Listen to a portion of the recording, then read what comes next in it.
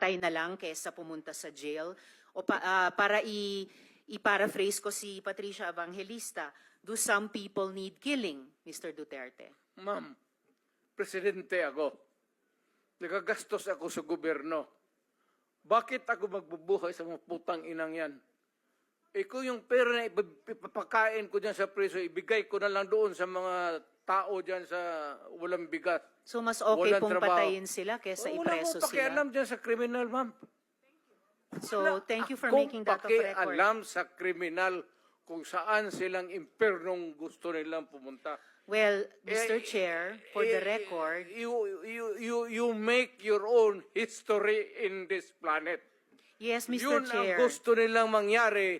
Doon sila sa impyerno at doon tayo magkita. Well, Mr. Chair, wala namang jurisdiction ng Senado sa impyerno. Dito lang sa bansa natin pwede tayong mag-investigate. Ba't doon tayo pupunta? Well, wala po akong ambisyon pumuntang impyerno pa. Pero Mr. Chair, ang hirain punto kita, lang ma'am. nito, ang punto lang nito ay nung magsisimula ang anumang police operations, drug-related police operations, supposed to be at sinabi ng mga resource persons, merong pong manual of operations, merong continuum of force sa pag-enforce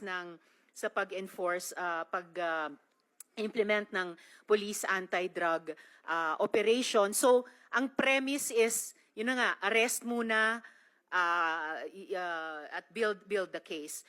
Well, Mr. Chair, no, as a final word, I hope and I imagine that the Department of Justice is watching dahil ang daming admissions ng dating presidente involving criminal acts. Salamat kaayo.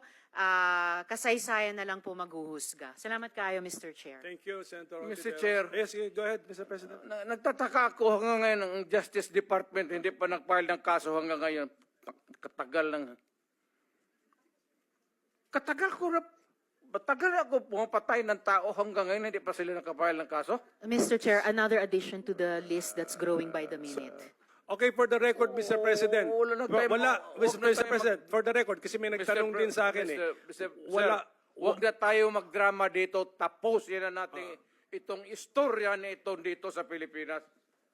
For the record, Mr. President, wala. Kasi naawa ako dito sa mga pulis. Sa totoo lang, naawa ako sa mga pulis, pati sundalo. Kaya ako,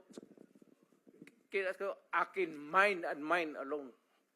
Pag nag-inutusan ko ito, mag-operate itong mga buang na ito, kung anong mangyari, akin yan.